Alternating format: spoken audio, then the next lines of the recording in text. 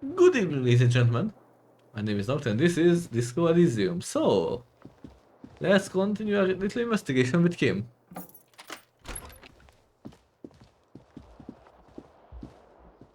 Oh, I was wondering if he's smoking, but I don't think so because he only smokes one cigarette a day. I did not forget that much. Can need 12 more dollars. Kim, knock knock. The door is closed. Still nothing. This door can only be opened. Okay, let's leave. Oh, interesting. Oh, Kim is already here.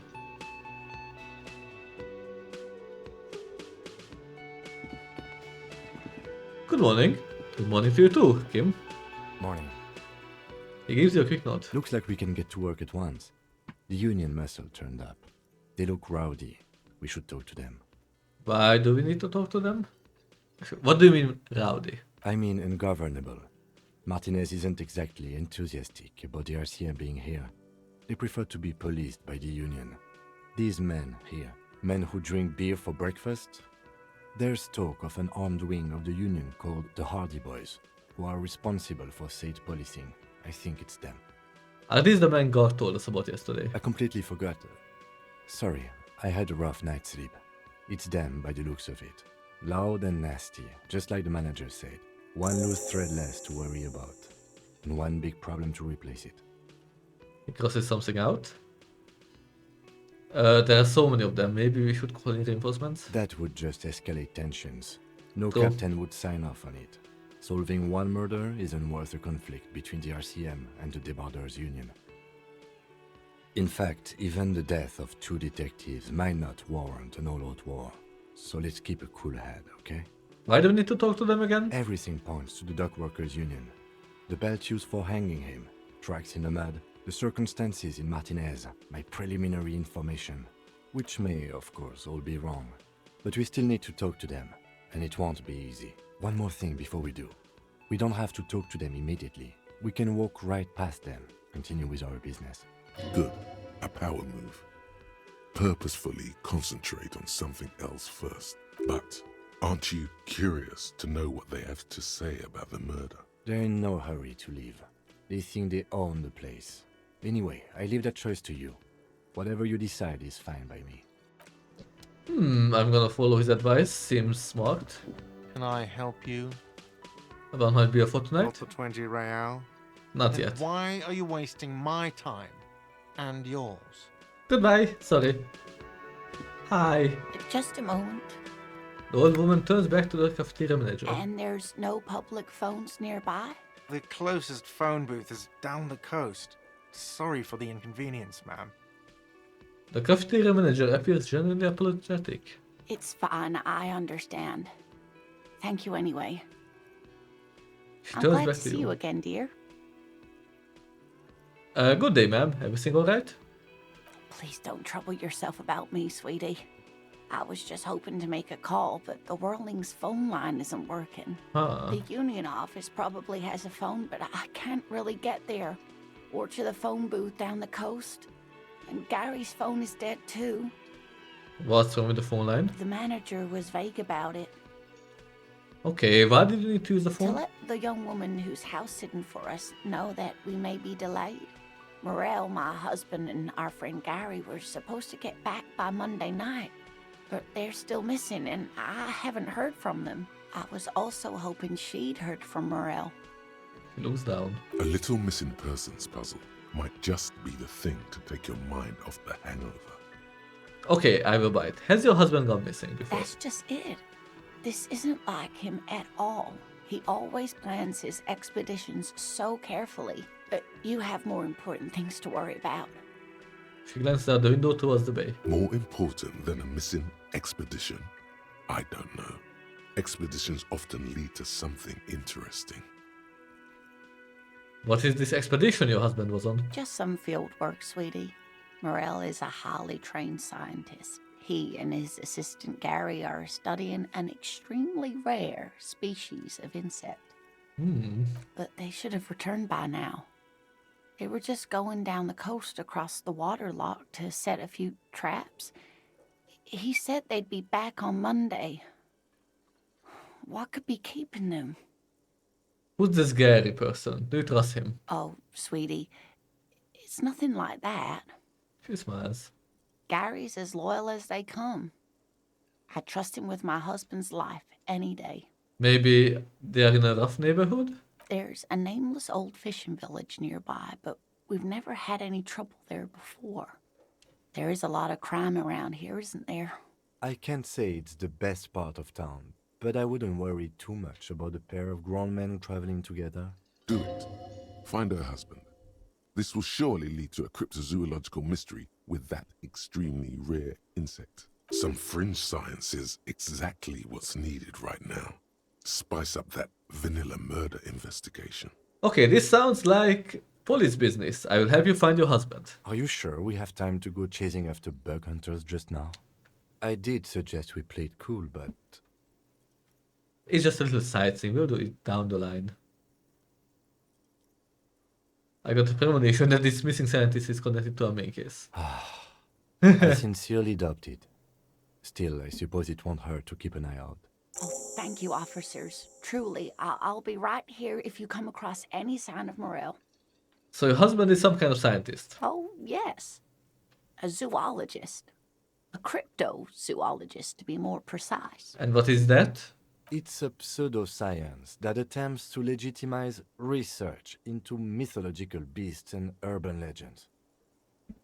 Lieutenant sounds unimpressed. That's one opinion, yes. And people are entitled to their opinions. My apologies, ma'am. I did not mean to undermine your hobby. It's not a hobby, dear. It's a subfield of zoology, one specializing in animal species that are so exceedingly rare that many assume them to be extinct or even fictitious. Searching for such species called cryptids is difficult and often thankless, and frankly, many scientists are too lazy to do it. Universities these days are rarely interested in supporting real research. Okay. The quality of research at Revacholian universities has been on the decline, but you doubt there was ever a time when cryptozoology was embraced by the academic elite. Okay, tell me more about Morel. Luke's character, your relationship. Oh dear, I'm not sure where to begin. What does he look like? Well, his expression is slightly grumpy, but his eyes are always bright and curious, like a small boy's. And his palms are quite coarse from all the field work, but he's quite gentle. Okay. You can't go around Revachol feeling grown men's hands. If you want to find her husband, you'll need more concrete information. Okay, please, let's try again. Let's describe him as one of your cryptids. Oh, well, he's a bit shorter than you, but with a larger frame, and he has longish white hair, usually a bit uncombed. You might say wild, even. Good. The lieutenant pulls out his notebook and begins jotting down the woman's description. One other thing, he'll likely have all kinds of field gear on him, even if he's not out in the reeds, you know, just in case. How long have you been married? We'll be celebrating our 16th anniversary this autumn. Oh. Not the most numerically satisfying anniversary, but I like the less obvious milestones even more somehow. How did the two of you meet? By a dating agency, I'm ashamed to say. I was looking to get back into the scene after recovering from my accident, and he'd just divorced. Okay. We hit it off, and, well, here we are. She smiles wistfully. She's skipping over some important parts. Perhaps you'll find out more later. I think I have all the information I need. Let's move I on. hope I've been useful. Okay. Tell me more about this rare insect your husband is looking for. Oh, sweetie, it's fascinating. But I shouldn't bore you with entomological minutiae. The lieutenant gives you a sideways glance. I want to hear about it. Well, It's a phasmid, technically, but Ah yes, Phasmatodea, a diverse group of insects whose bodies resemble twigs, leaves, that sort of thing. Ghost insects, colloquially. Oh yeah. Here comes the interesting. where other phasmids imitate sticks or leaves, this one's a living reed. It disguises itself among the reeds here on the Insulindian coast, hence its name, the Insulindian phasmid. Perhaps you'll end up co-discovering the phasmid with us, officers. He looks you in the eye and nods thoughtfully. I knew it. We're gonna be chasing made-up insects with cryptozoologists. It's not made up, officer. I can assure you. I'm gonna give her the benefit of doubt. It's simply elusive, so much so that most establishment zoologists doubt it exists at all. And what makes you think it's around here? Well, some teenagers making out in the reeds saw one. They didn't know what it was, of course, but there was a brief article in a local newspaper about their encounter with a ghost insect that looks like the reeds. Gary sent us the clipping. So newspaper clipping is all the evidence you have. Of course, most phasmid sightings turn out to be false alarms, but their description matched the Insulindian phasmid perfectly, and they didn't even know what they were looking at. That is interesting, yeah. So is it dangerous? Not at all. Why else would it hide itself so carefully? Valuable? Oh, I doubt it. No one gets into cryptozoology for the money, sweetie. Cool powers? Yes, it can blend in almost perfectly among the reeds. It's how it stayed hidden all these years, centuries even. Okay, what's so special about this stick bug then? Oh dear, I'm afraid I'm not explaining this very well. It is very special. The woman's face flushes with embarrassment. Morel can explain it all much better. I wish you could hear him describe it. Then you'd understand, I'm sure. About your I pin. hope you were able to pawn that old trinket. I decided not to pawn it. You should have it back. Surely. Right. Never mind. Thank you again. Of course, dear.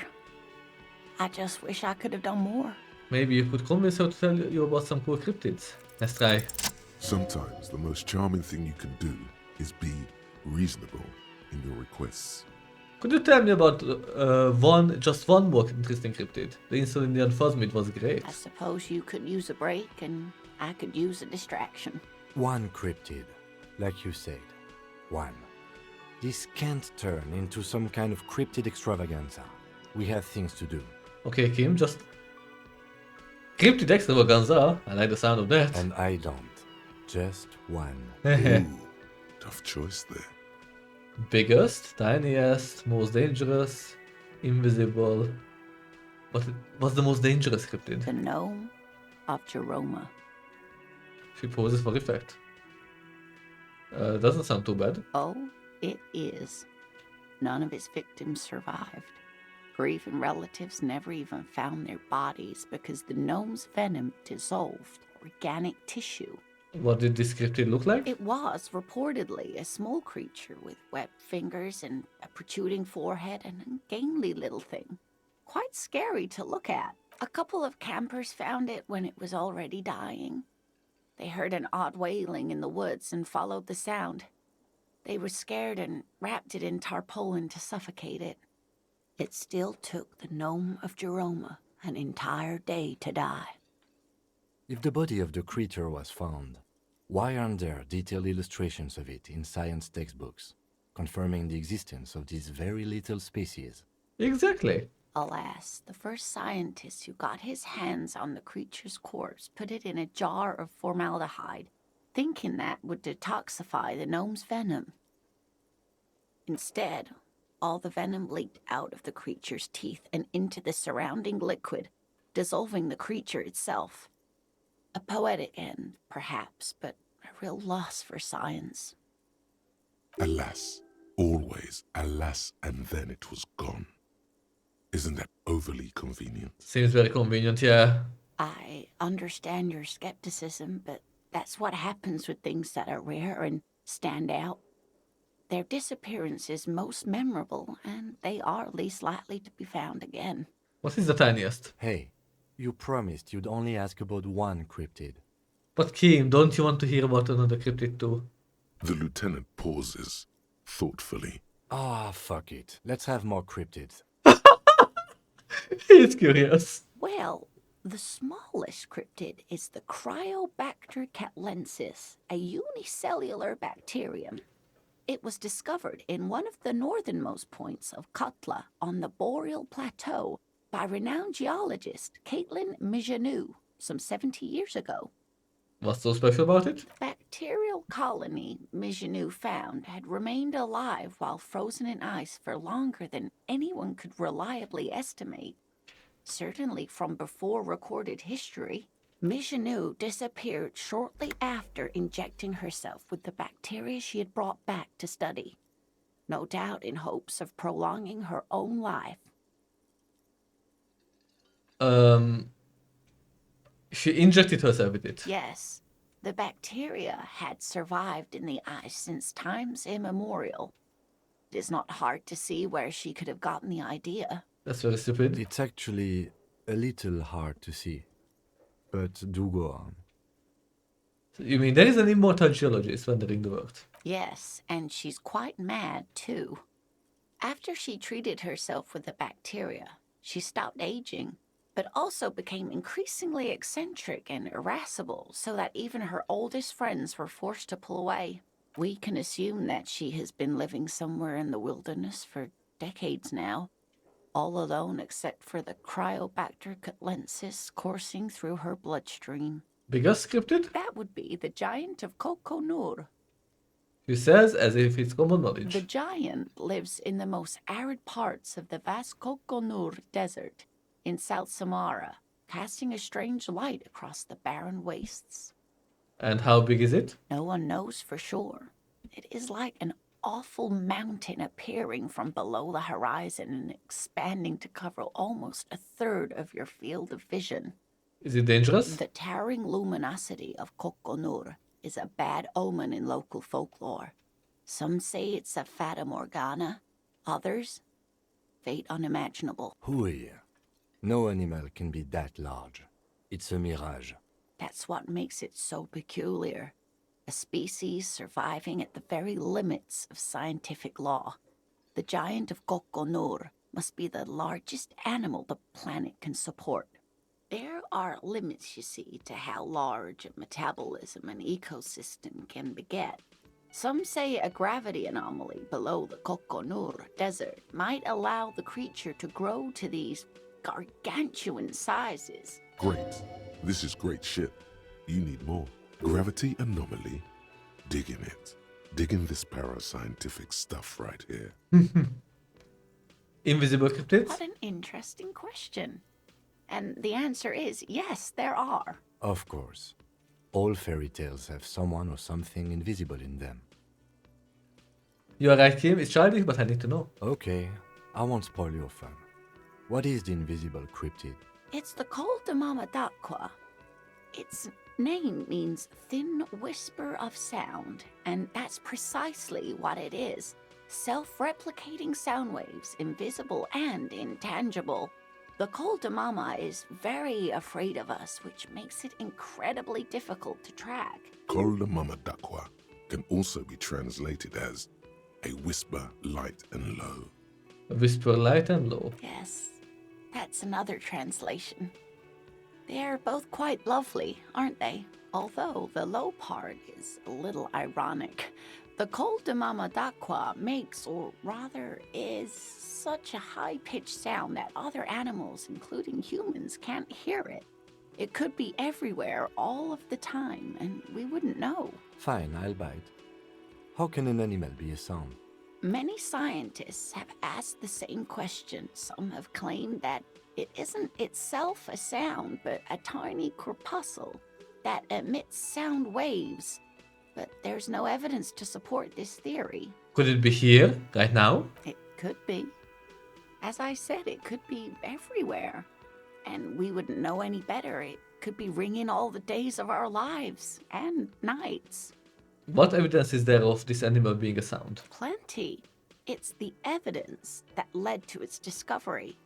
In the 20s, a group of Areopagite ornithologists, that is, scientists who study birds, were trying out a new recording technology for capturing sounds outside the range of human hearing. When playing back recordings they had made in the foothills of the Ea mountain range, they noticed certain anomalies, patterns that seemed random at first, but on closer examination were consistent with the waveforms of songbirds. Songbirds. The scientists soon discovered they could track and even predict what appeared to be feeding, mating, and migration patterns based on sound waves in a strictly delimited range of ultrasonic frequencies, even higher than those of the highest pitched bat calls. They realized that they had discovered a new species and called it the Coldemamadaqua, after the Paracanassian name for the voice of God, which is said to be very silent. Go on. They grew quite obsessed with these little birds. Even though they couldn't see them, they could distinguish among individual birds and even began to name some of them. Name them. Sequester, Time, Joscan. Those are but some of the Mamadaqua they followed individually. Why is the Mamadaqua so afraid of us? That is a sad story. A group of university students assisting with the field work in their enthusiasm for the project, and no doubt because they were preoccupied with impressing their professors, nearly drove it to extinction. What? How? They tried to communicate with it and had no other means but sound. So they started sending out sound waves at frequencies they thought might match the Mamadaquas. And what happens when a sound wave meets another sound wave of the same frequency, dear? Psst. They cancel each other out. They cancel each other out. Exactly. And these tests were performed so recklessly that when they happened upon the right frequency, well, they wiped out most of the population. After that, the corpuscle appears to have migrated elsewhere. There have been recordings of anomalies similar to those spotted in Ea, but they've been few and far between. It's impossible to confirm the presence of any stable Coldemamadaqua population anywhere. Of course. A common thread in these. Disappearance and unfalsifiability. I like the story, though, ma'am. I'm glad you did, dear. He seems genuinely glad. Interesting. What about... What about what? This has been educational, sadly. We need to discuss something else. Of course, dear. And that's all for now. I want to talk to him. Can I For the help phone. you? So another thing Another at thing. rolling. Great. I love those. God, I saw a sign that said I couldn't go into the kitchen. Why can't I go into the kitchen? What are you, a cook now? That's none of your business. Maybe I'm a cook? You're not. You're a menace. Fine, okay. The kitchen is closed until 1 p.m. because the real cook is working. You can snoop around after that, if you must. Thank you. So the phone line is dead. Yes, and the phone company is taking its sweet time sending someone to fix it. He Losers. shakes his head. Is it true that there was foul play? Who told you that? I would never disclose my sources. That would be dishonorable. Fine, yeah. It looked like someone had messed with the wiring. It was shortly after the hanging, but I don't know if it's at all related. Plenty of assholes around here who aren't murderers.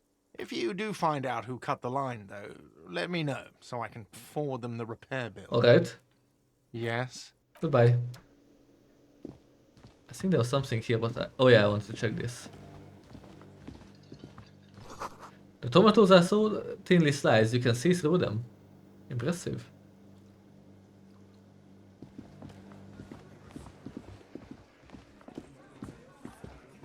Let me handle this. The woman says to the crowd in the mess hall before turning to you. Detective disorientated. Are you still wondering where you are? This is Martinez, in case you've forgotten. I advise you not to overstay your welcome. Her entire character has shifted. This young woman is cold as ice. I knew you were not the gardener. That's right. I am not a gardener. I'm a legal counselor for the Dock Workers Union. Crosses her arms. So let's get to it. You're looking for Titus Hardy? You think he has information that will help you? Maybe he does. She points to the man on her right. That's Titus. Talk to him. But know this. I'll be keeping an eye on you. No strong arming. Nothing official. The District of Martinez does not recognize your authority to make arrests. It doesn't matter if you recognize our authority. We will make an arrest if we have to. She says nothing. Her glare speaks for her. Could this be the Miss Beaufort that Easy Leo mentioned? The one Mr. Everard sent to law school? Are you lazy, Elizabeth, Miss Beaufort? I suggest not wasting time on trivial pleasantries and focusing on why you are actually here. Titus Hardy. She points to a man by the table. Even though she has excellent control over herself, something moved behind her eyes. In the way she stands. In her face. You caught her off guard. Push her some more. Easy, Leo told me about you. He likes to talk a lot. You are not here to chat up the legal counsel. You are here to question these men. You set the pace and the topic of these conversations here. Establish that. A man like Easy Leo could have said anything. Do not be restrained, sire.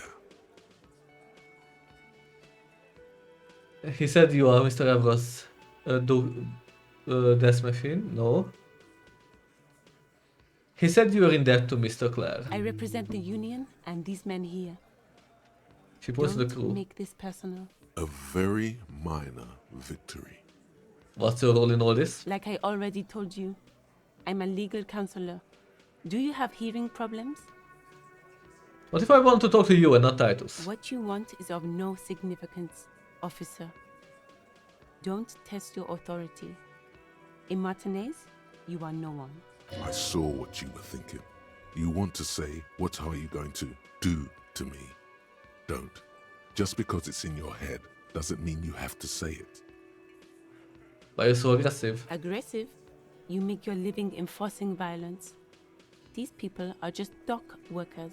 Just dock workers? Do dock workers spy on the police? We let you off easy, miss. Don't think it will happen again. Listen, you moral intern lackeys. You're a mob, enforcing the unlawful privatization of Revachol. 20 fat men in the Occident are stealing it all, and you're their bodyguards. Fuck yeah. The tall, broad-shouldered man takes a sip of his beer. So ask what you came to ask, or get back to your commanders. The privatization is not unlawful, it's cool and funny. Maybe you are just not historical individual. Oh, this reminds me. Yeah, I managed to finish this.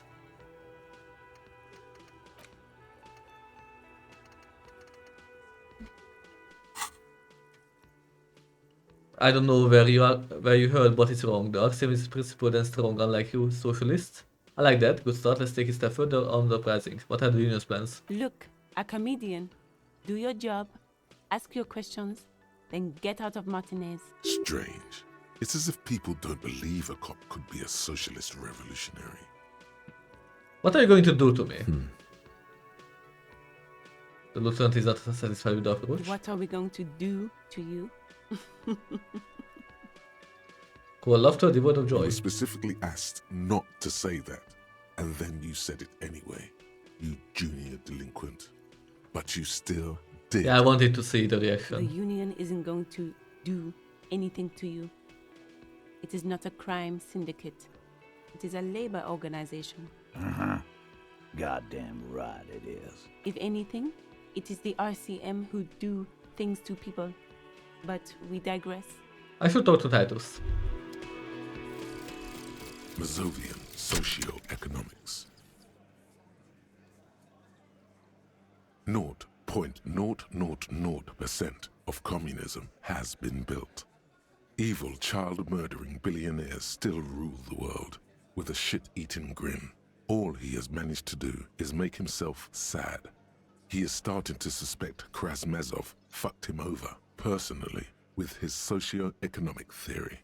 It has, however, made him into a very smart boy with something like a university degree in truth. Instead of building communism, He now builds a precise model of this grotesque, duplicitous world. Left-wing dialogue often give plus 4 XP. Okay.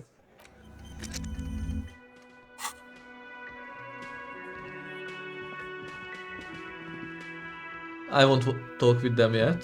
I just wanna get out first. Was that? Could it be the Koldamama Dakwa? No, it's probably just your imagination ringing in your ear. Is there ringing? There seems to be an extremely high-pitched ring. Ultrasonic. Lena said it was very high-pitched, right? It's like something tickles your ear. Lena also said that it couldn't be heard by any other animal, including humans. What you're hearing must just be a regular bird. Listen closely. There it is again. You're about to rediscover a long-lost species. It must be very close. Maybe, just maybe, it will come toward you. What are you doing? You're a police officer, not a pansy ornithologist. The only birds you should be looking for are healthy women of childbearing age. Wait, Kim, do you hear a high-pitched noise? No, I don't hear the Koldomama Dakwa, and neither do you. Of course he doesn't. He's deaf. Move your head towards the sound. Oh no. The sound. It's moving away. Somewhere over there. Go after it. No. Too late. It's gone. There is no ringing anymore. Just Come the back. sound of the streets. Keep your ears peeled, then. If the species really has migrated to Martinez, you're sure to hear it again. You heard it, the mysterious Koldamama Dakwa. You're certain that you did. Well, maybe not quite certain, but let's say you're hopeful. Because it would make you very special to be the only human being who can hear this invisible, incorporeal bird. This animate whisper, this particle of sound. You're going to have to keep listening, sharpen your ear. Nah. I won't waste my research on that. I think I have finite amount of research options. Okay. It's about, there's spit in it, reeking of tobacco. You see, the Horton's buff is outside. Photos of men in overalls, toting guns and union placards. Behind the dockworkers, a ceiling-height window. The hawthorn branches scrape the glass like bony fingers. Squint. There's a little slide panel up there to let some air in. No need to open it in spring. It's still too cold outside. Heroic. Look out the window. Nothing. Just black tangles like the hair of an old woman. Motionless. The wind in the yard doesn't reach the hawthorn, nor does the light come in from this window. Okay, let's talk. This is where you say your bed. A broad-shouldered man points at you with a beer can. Detective, Okay, he's leaving it to me. Don't say anything yet. Hey, dipshit. You hard of hearing or something? The boss man's talking to you. Do not let their squeals disturb your serenity. These are but simple peasants, sire. The shelter is too inane to reach your ears. Raise your chin and gaze into the distance like a prince. What, is he fucking kidding? This guy high or something? The little guy looks at his mates in disbelief. Hey, asshole, up here. We're talking to you. Suddenly they are talking. we are looking for Titus Hardy. The lieutenant turns to the broad-shouldered man at the end of the table. First, we need to talk about your attitude. Nah, we need to talk about the man hanged out back. Oh, this is about him. A real looker, that one. You're sure taking your time, waiting for him to get ripe and pretty for you, huh? Oh, he was a real pretty boy by now. Real hot stuff. Letting out that pretty boy smell. Time to go to work in the shit factory!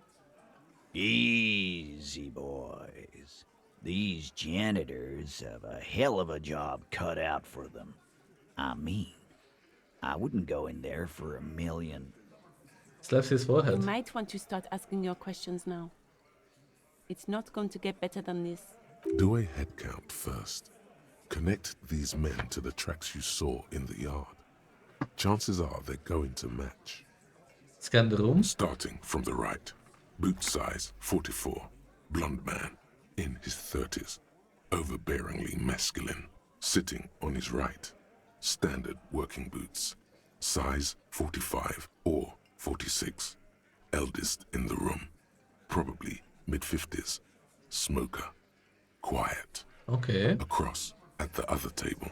Hobnailed working boots. Size 43. Gang tattoos. Mesk or Sarah Mauritian. In his late 30s, early 40s. Interesting. He spent his youth in Villa Labos, a housing project in the Jamrock Quarter. There were incarcerations. Hard to say what else. The ink is fading. And then, standard working boot. Steel reinforced toes. Size 46. The big dick. Wide at the shoulders and lean at the hips. Rugby cap. Fingerless gloves. And numerous scars. A little under 40. The emblem on his vest says Rowing Club. A little patch below it reads T. Hardy, Captain. In the far corner, standard working boot. Steel reinforced toes. Size 44. 40-something. Non-alcoholic beverage in hand. You squint. Is that a plectrum? Well, On his neck. Forget it. It's not important. Let's call this one the musician. and the little guy. Size 41. With the light step. Not a child, after all. An older man with a rat face. Mean, watery eyes, and 2 front teeth missing. In the middle, heaving and wheezing. Big guy. Boot size 46. Deep marks. Probably carried the victim over. He, alone, is 130 kilos. Add the man in armor, and you could easily exceed 220. In conclusion, these 7 are the actors on the crime scene. The footprints were theirs, but there's a discrepancy. One of them is missing, that's all. Exactly. You've stood there for about 4 seconds, not saying anything. Hit them with questions. Where's the 8th Hardy? The fuck is with you, fella? I found 8 sets of footprints, but there's only 7 of you. Where is the 8th Hardy boy? What are you talking about, madman? There's no 8th Hardy boy. There's 7 of us and we're all here. He sizes you up. Or what? You want to be the 8th Hardy boy? We ain't hiring. He shakes his head. Actually, boss, we've been talking and we think she could maybe... Shut the fuck up, Glenn! I do the talking here. Oh. Now what the fuck do you want, cop? It has to be good, if he won't let you pursue it. Looks like the lieutenant thinks so too. So let me get this straight. There is an 8th Hardy boy. It's a she, and you don't like us talking about her? That's right. We're not talking about this. This is a private Hardy Boys matter. Nothing to do with your shit. End. He points at the lieutenant. You're not cops here.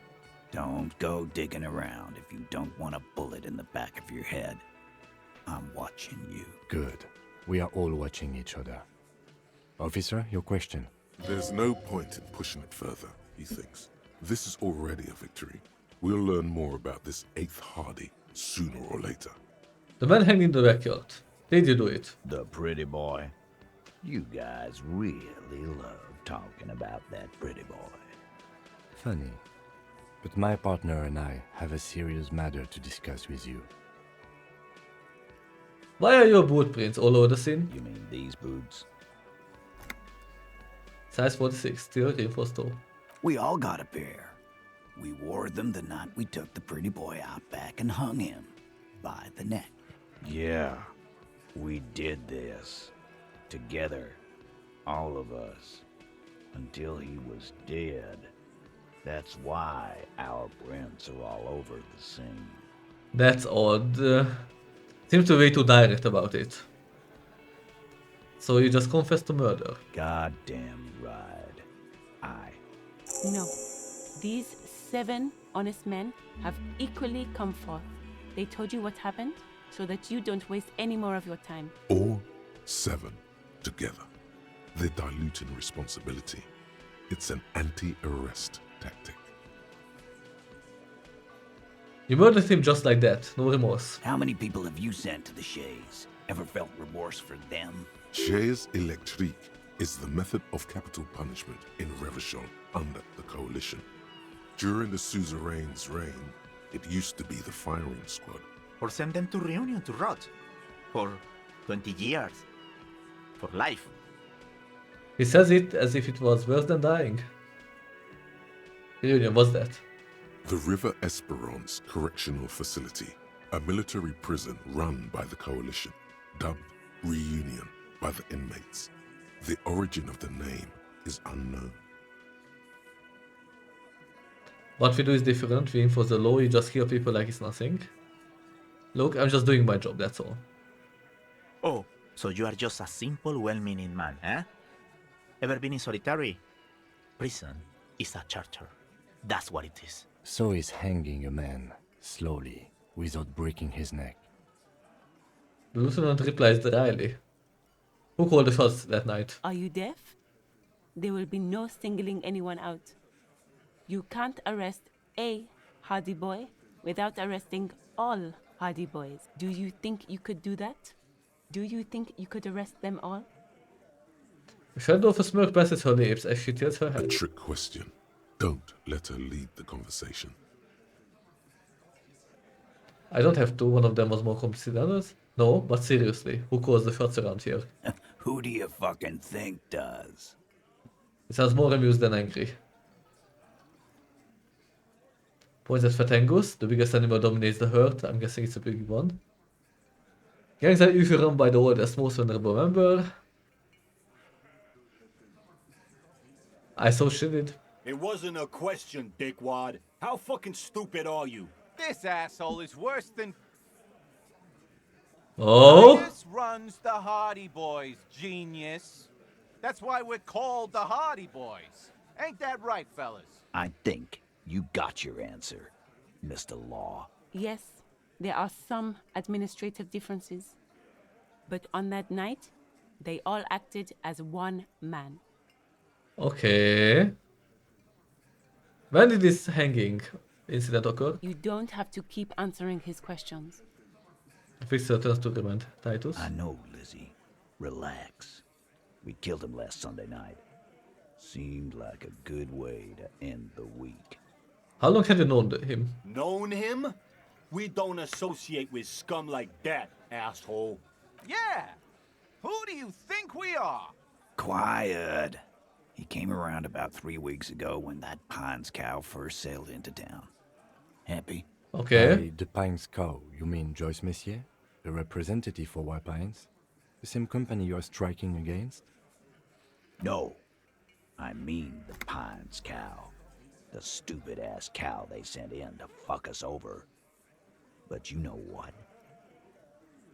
He rubs his chin, pretending to mull it over. Why don't you ask her about the pretty boy? I'm sure she has interesting things to say when you ask her hard enough. That's enough insinuation for today, Titus. Officer, your interview is drawing to an end. Don't waste your last questions.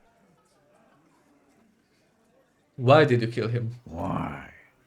'Cause he was worthless mercenary scum. And he stepped out alive in my town. So he was a mercenary, that's it. And he stepped out of line. He repeats Joe clammed shot likewise. Okay, so that's the problem. What kind of mercenary? The kind that shows up when you start a strike. The experienced kind, too. Had Cohoy and Semenine written all over him. Ex-Oranese Special Forces. A live grenade. Right here in our bar. I can't prove it, but I know he was sent by the Wild Pines. They hire merc shit like that. Story of every strike from here to Samara. How do you even know he was in Special Forces? Because one night, he walked straight up to the mic and said, I'm Oranese goddamn Special Forces, and I'm gonna fuck you all. Really? Yeah, really. Had a gin and tonic up there, sang some Oranese paratrooper song, and said he's gonna fuck everyone. We couldn't believe it either. But he fucking did. Right there. Like He some points at the kind of stage. animal. Sire, the tale is true. This is a serious violation of the karaoke code. Okay, besides crimes against karaoke, what did he actually do wrong? Wrong. He harassed women, raped one, Oh. harassed workers, threatened to kill some as a warning.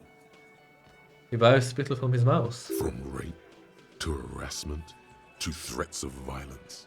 Why the strange de-escalation? Yeah, it's odd. He regrets mentioning it. Hopes you didn't notice. To kill us all, if we don't open the gates, if we don't let the scabs in, if we don't bend over. That was before he started coming here. Yeah, he said it was his favorite joint now. Started to come in here every night. Drinking, grabbing girls. Grabbed one of ours mid-karaoke, right there on the stage. He grabbed someone? Lieutenant is trying to make sense of this flood of information. Yeah, this girl's on the mic. A beautiful girl, young. Gets into the second verse of Lover Lake. The fucker grabs her legs, starts screaming.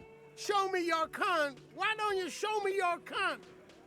Then, he gets knocked on the head with a wine bottle. Doesn't even fall down.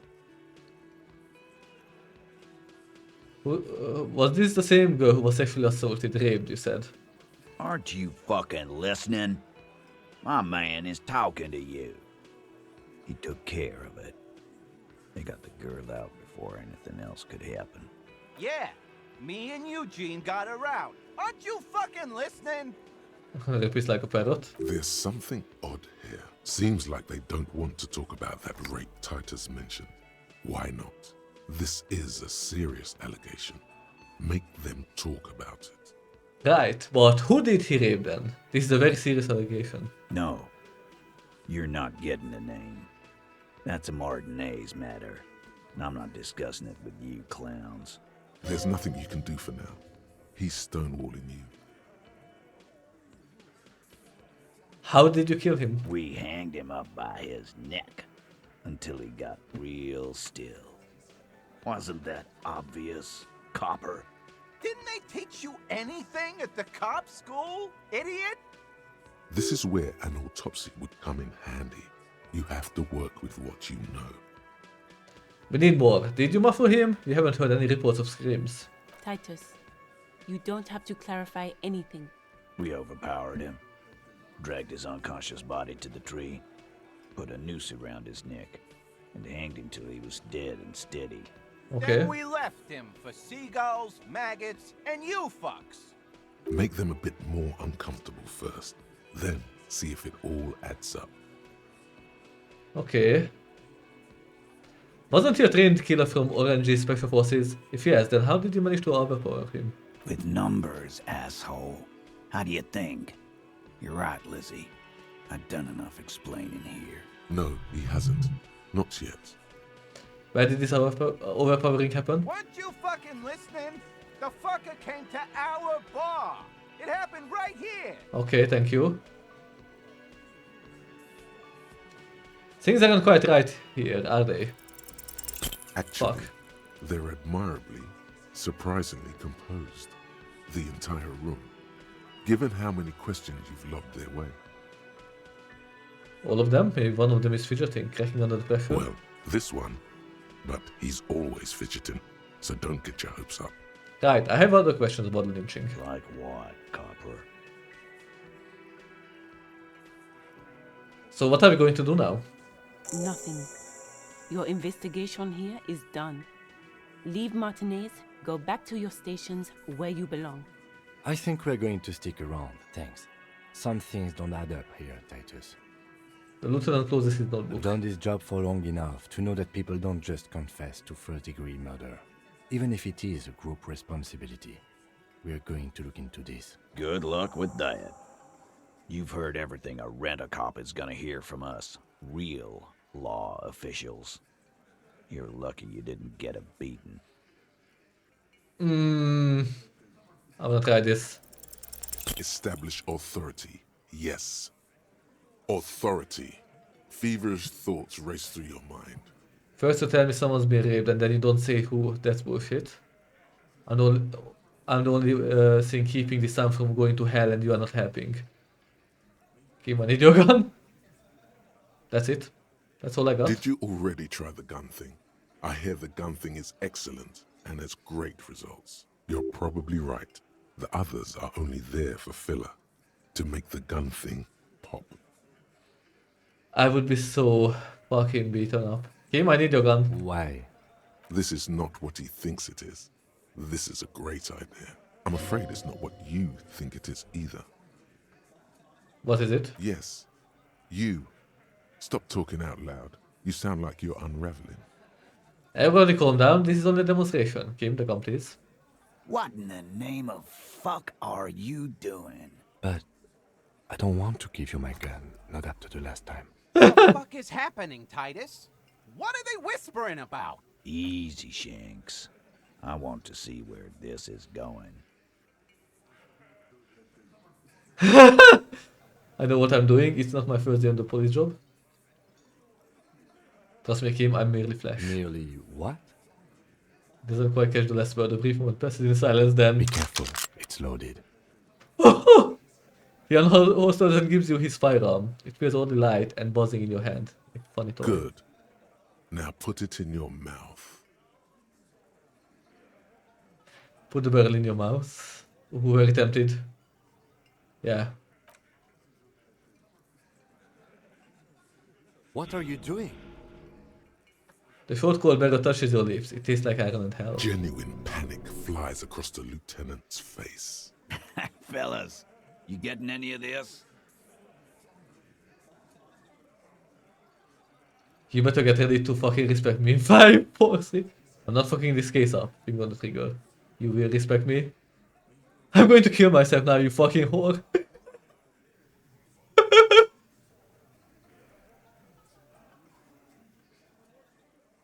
These are my thoughts. This is my head. What in the name of motherfuck? He looks closer, squinting at you. Fuck is he saying? Some insane shit. Nothing. Give me the gun. You will never forget what happens in 5 seconds if you don't respect me. Fellas, the cop is really threatening to off himself. This is insane. No, that is not what is happening.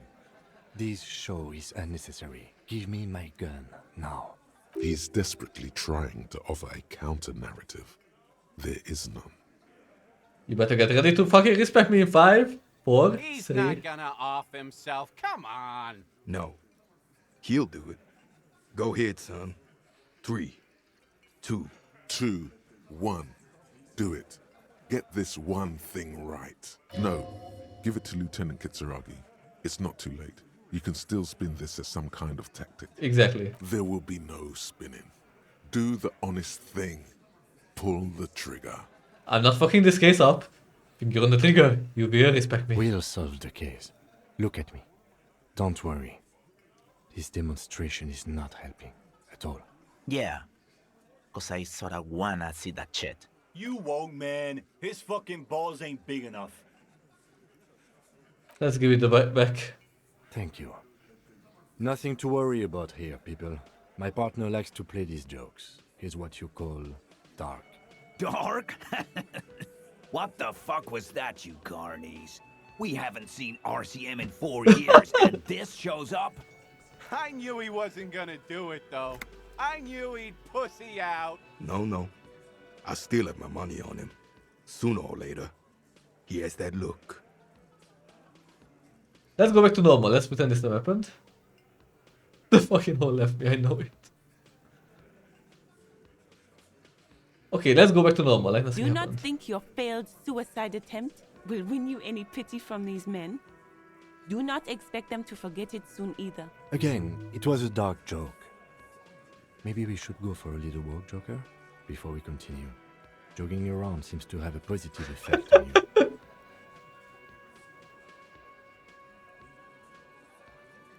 I want to talk about the hanging again.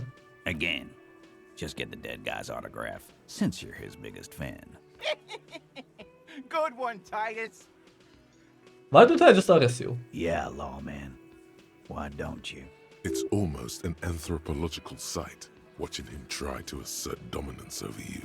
Not in the arresting mood? His middle eyes come alive with hatred. By your side, the lieutenant keeps his hand away from his holster. You hear the nylon of his coat hiss as he steps closer. Easy. Walk back from the provocation. They're armed, and they outnumber us. The lieutenant tries to establish eye contact with you. You confess to murder. I'm taking you in. Look, coppers, I know you think you're doing your job here, but there are 7 of us and 2 of you. That's an Easter 50. As the Emsk-made monstrosity, it'll blow your head clean off. Almighty God. Even Dick Mullen only has a 45. He doesn't actually want to hurt you. There's an easy way out of this. A self-deprecating joke. Fine, I only have 1 pair of handcuffs anyway. Little guy was right, I'm not in the resting mood. And it's still 50, you could blow Dick Mullen away with that. Am I gonna have to? He tilts his head like a hawk, eyes narrowing to the mere shadow beneath his ball cap. That won't be necessary. Let's just all cool off. He pulls you along and steps out of the booth. I've got nothing to say to you. Are you the hardy Why? girl? I am not. You could be Liz. You could be anything. You could even be a model. Even a mod? Glenn, I went to law school. I am an attorney. He's right. With a face like that, she could be on the cover of Le Debutante International. He's right, you know. You're very, very pretty. The cold look in her eyes speaks louder than words. She is not amused. It's not her. She's not a hardy girl. Definitely. Okay. Maybe we'll talk later.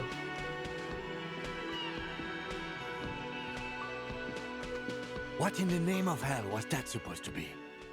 The lieutenant is getting his teeth. Theatrical suicide attempt. We need to talk about it. Do we have to? We do.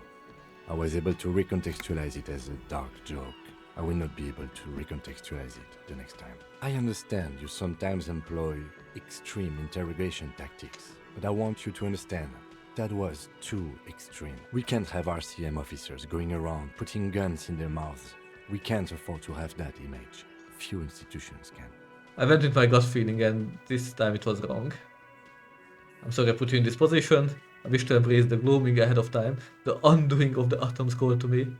It's going to happen again. I'm going to do it again. I'm going to try it again. Soon. Why did she leave me then? I'm sorry I put you into this position. No need to apologize. Just keep your gun out of your mouth and we'll be alright. Let's move.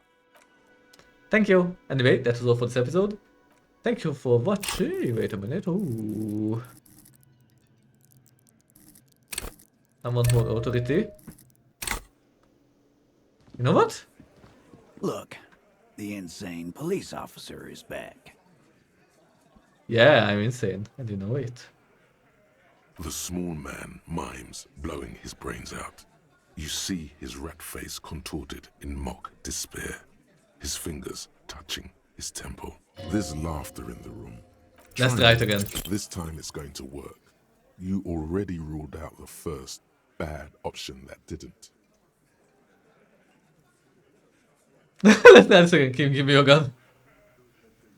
First you tell me someone being raped and then you don't say who. That's bullshit. Stop shitting your pants. You don't need to know, all right? We took care of it. The law handled it, all right? Yeah. Aren't you listening? It's done. Finito. Maybe you're right, maybe I'm not the law after all. Maybe everyone's been lying to me. I guess we are both the law around here, if you start to think about it. No, asshole. You're nobody. I'm the law. Stop yelling about the goddamn law in my establishment! We get it. You're all the law. Let's just all cool off. We had some questions, that's all. Oh well, it was worth a try.